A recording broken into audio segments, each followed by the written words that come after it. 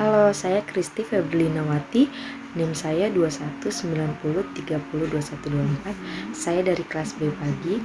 Saya akan menjelaskan buku kerja kewirausahaan, bergerak dari sebuah ide menjadi sebuah usaha. Buku kerja kewirausahaan 2. Kewirausahaan bergerak dari sebuah ide menjadi persiapan fondasi etika dan hukum berbisnis. Produk atau jasanya yaitu ada dessert box. Unit usahanya yaitu perorangan. Langkah-langkahnya yang pertama, identifikasi isu-isu etik dan legal yang dihadapi perusahaan baru. Kriteria kinerja 1.1 budaya etik yang kuat dibangun pada perusahaan. Hasil atau rekaman. Membangun budaya etik dapat mencakupi di sini yang di checklist ada lead by example. Yang kedua, menerapkan program pelatihan etik. Budaya etik yang kuat dapat mencakupi di sini yang di checklist ada akses modal yang lebih baik, reputasi merek yang lebih baik, meningkatkan komitmen karyawan, meningkatkan loyalitas pelanggan. Nah, kriteria kinerja 1.2 notaris untuk perusahaan dipilih sesuai bidang bisnis. Notaris untuk perusahaan di sini di checklist mengetahui masalah permulaan dan bahwa dia telah berhasil mendampingi perusahaan melalui proses awal sebelumnya. Yang di checklist kedua ini ada objektif. Terus habis itu 1.3 perjanjian para founders disampaikan sebagai kesepakatan pendiri.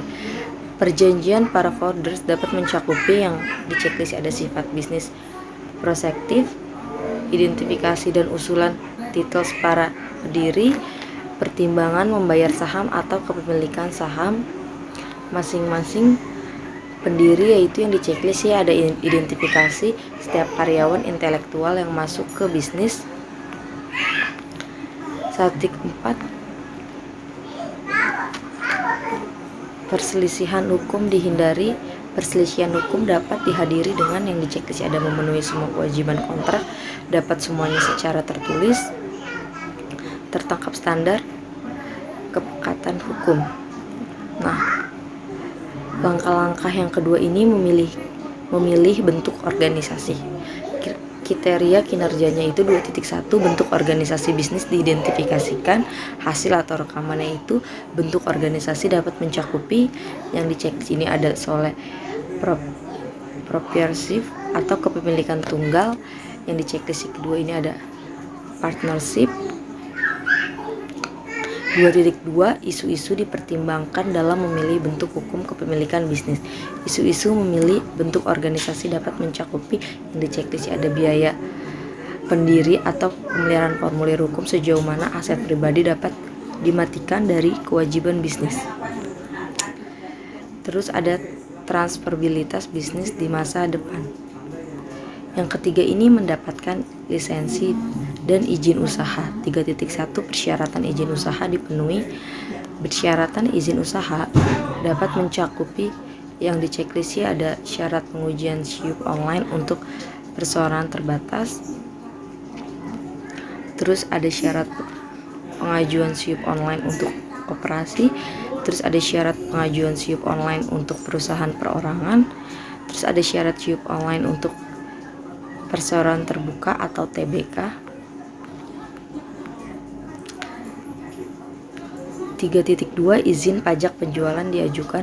Izin pajak penjualan adalah yang di checklist ada pajak sebelum pajak pertambahan nilai atau PPN yang dipungut atas transaksi penjualannya. Terus ada yang di checklist prinsip pemungutan pajak-pajak. 3.3 izin dan izin kinerja profesional dan pekerjaan didapatkan. Izin dan izin kerja profesional dan pekerjaan dapat mencakupi yang di checklist di sini ada Permenkes nomor 26 tahun 2013 tentang penyelenggaraan. Yang kedua di checklist ada Permenkes nomor 32 tahun 2013 tentang penyelenggaraan pekerjaan tenaga santrian. Fasilitator atau developer menilai kekuatan dan kewajiban keuangan perusahaan baru. Unit usahanya yaitu kuliner, produk atau jasanya yaitu dessert box. Elemen 1 identifikasi pengelolaan keuangan. Kriteria unjuk kerja. 1.1 Tujuan keuangan perusahaan diidentifikasikan. Profitabilitas statusnya baik, likuiditas statusnya baik, efisien statusnya baik, stabilitas statusnya baik. 1.2 Proses pengelolaan keuangan diidentifikasikan. Preparasi laporan pendapatan statusnya baik, neraca statusnya baik, presapsi parkir keuangan, pendapatan, pengeluaran belanja modal itu statusnya baik. Selanjutnya preparasi performa laporan keuangan, ada laporan performa pendapatan, laporan performa neraca, laporan performa cash flow yaitu statusnya sedang.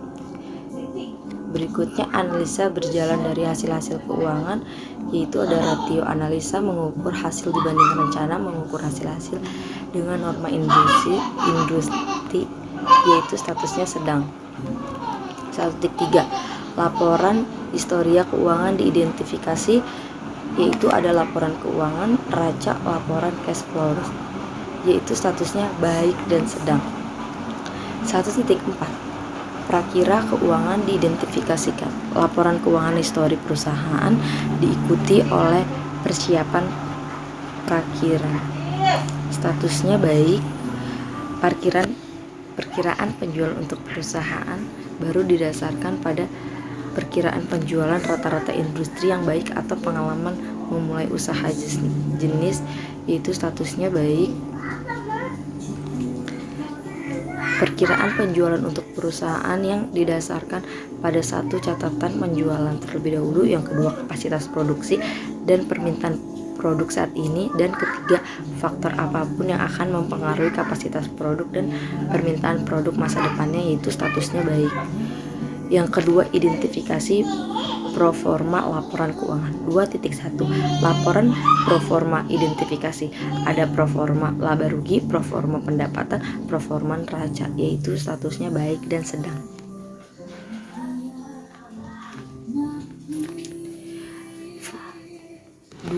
Dua Rasio analisis diidentifikasikan, yaitu ada likuiditasnya, efisien operasi, probabilitas yaitu statusnya baik. Rekomendasi ini menghasilkan pilihan yang cukup baik dalam menilai kekuatan dan kewajiban keuangan bagi perusahaan pada produk dessert box dan mengelola tim usaha baru. Unit usahanya yaitu makanan, produk atau jasanya dessert box. Langkah-langkahnya yang pertama ada rencana staffing. Kriteria kinerja itu satu kategori okupansi diidentifikasi sesuai dengan persyaratan bisnis sebagai mana diuraikan dalam rencana bisnis. Hasil atau rekaman yaitu ada siap 9 orang, marketing 5 orang, kasir 2 orang. 1.2 Tanggung jawab okupasi diidentifikasikan untuk chef, memastikan kualitas makanan baik dan harga sesuai, mengelola penyimpanan, memesan bahan produksi kepada supplier, mengelola prosedur kebersihan dan kesehatan, mengorganisasikan cook helper. Yang kedua ada marketing yang menyebarkan gambar pesan ide yang baik, mengkomunikasikan nilai produk, dan yang terakhir ada kasir bertanggung jawab dalam proses transaksi penjualan dan menghitung penghasilan. 1.3 Tugas okupansi diidentifikasikan untuk chef, yaitu membuat adonan, mengatur dan mengawasi pekerjaan cook helper, bertanggung jawab terhadap stok bahan. Kalau tugas marketingnya itu memenuhi kebutuhan konsumen, menetapkan harga, merencanakan promosi, dan merencanakan proses distribusi. Kasir melayani proses transaksi, memberikan informasi yang dibutuhkan pelanggan, dan mencatat data penjualan, memeriksa data harga produk, membuat laporan penjualan. 1.4 Persyaratan okupasi diidentifikasikan untuk chef, yaitu memiliki pengalaman dalam menjadi head chef, memiliki jiwa kepemimpinan bertanggung jawab, suka tangan, memiliki kerja keras, disiplin, dan pandai mengatur waktu, multi talent. Marketing memiliki kemampuan analisa, kemampuan dalam beradaptasi dan komunikasi, berjiwa kepemimpinan, menciptakan konten. Kasir memiliki pengalaman bekerja di kasir, memiliki sifat kerja keras, jujur, sopan santun, mampu bekerja sama dalam tim. 1.5 Kebutuhan pelatihan okupasi diidentifikasi untuk chef. Pelatihan dalam membuat kreasi variasi rasa dessert box, marketing, pelatihan pemasaran yang kreatif, pelatih digital marketing, pelatih strategi negosiasi lanjutan atau advance kasir, pelatihan dalam melayani konsumen dengan baik, pelatihan dalam mengapresiasikan aplikasi sistem retail, pelatihan keuangan dan administrasi toko. 1.6 Jumlah tenaga kerja diidentifikasikan untuk setiap okupasi. Chef 9 orang, marketing 5 orang, dan kasir 2 orang. 1.7 Perkiraan mulai bekerja diidentifikasikan untuk setiap okupasi. Chef dari tanggal 21 bulan 1 2021, marketing 21 bulan 1 2021, kasir 21 bulan 1 2021.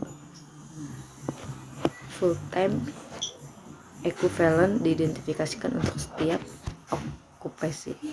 Chef dari jam 7 sampai jam 5, marketing dari jam 7 sampai jam 3, kasir jam 7 sampai jam 3, jam kedua jam 2 sampai jam 11 dengan jam kerja 8 jam sehari.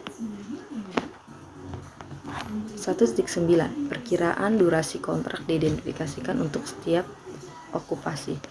Chef 1 tahun, marketing 1 tahun, kasir 1 tahun. Yang kedua, rekrutmen, pelantikan, pelatihan, dan mempertahankan tim. 2.1 Rencana seleksi dibuat berdasarkan kriteria seleksi, kebutuhan bisnis, dan persyaratan hukum. 2.2 Proses seleksi yang dilakukan sesuai dengan kebijakan dan prosedur bisnis.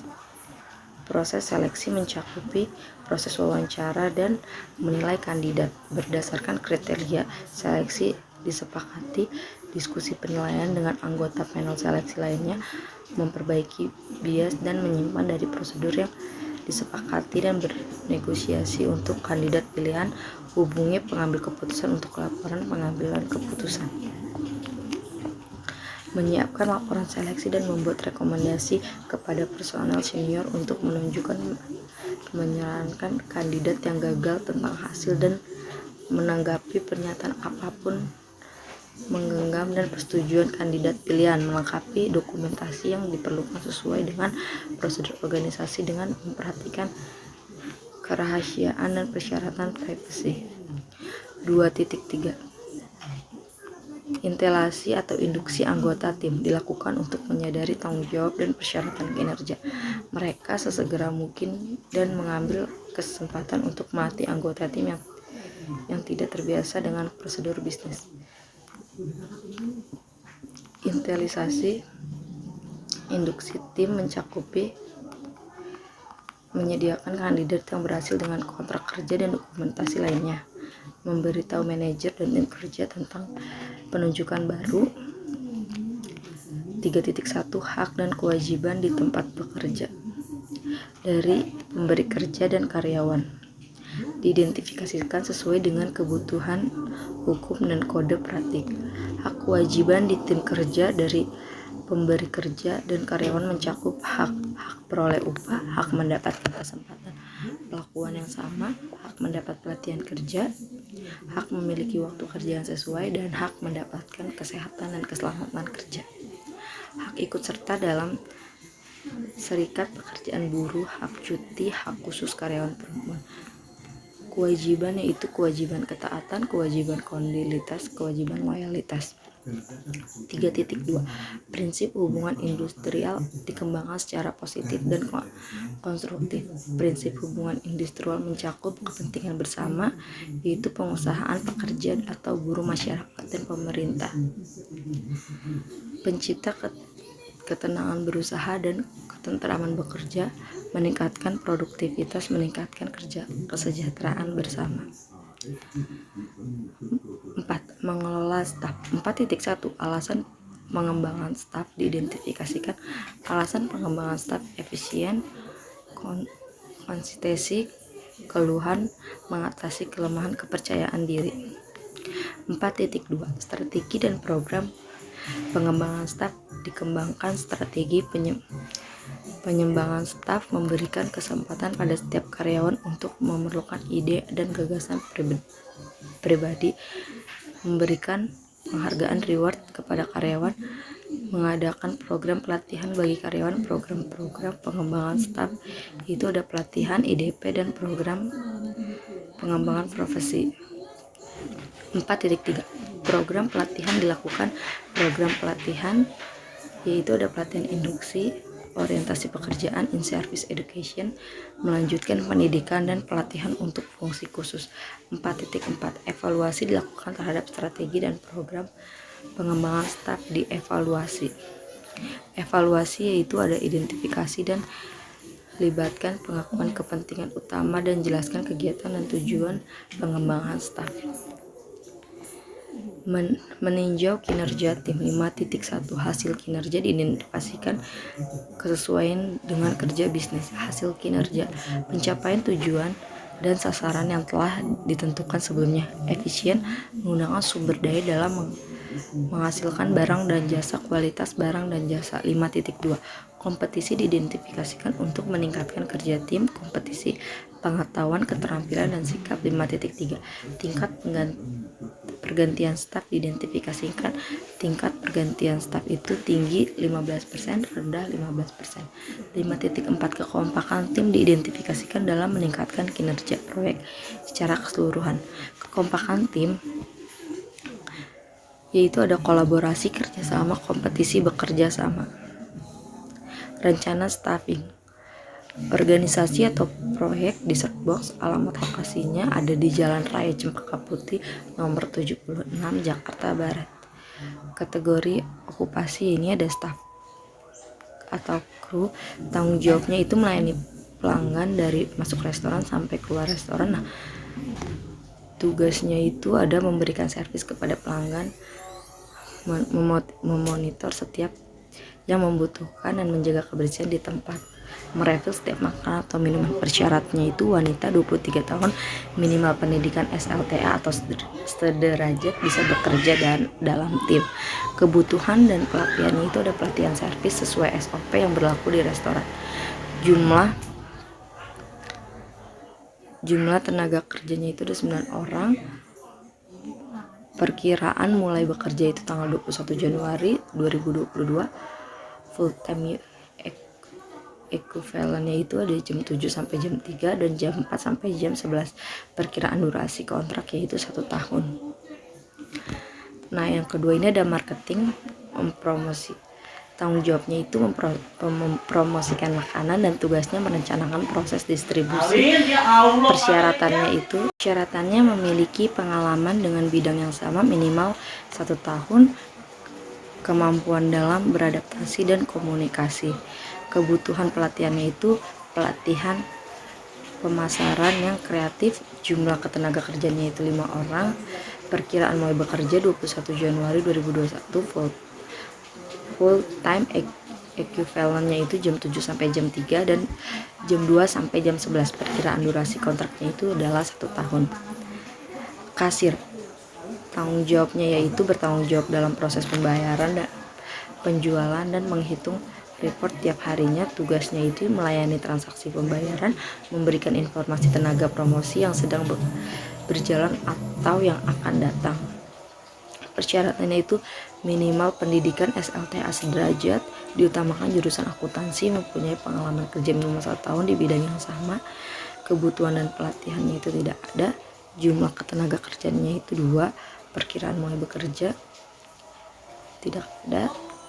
Full time equivalentnya itu jam 7 sampai jam 5 dan jam 2 sampai jam 11.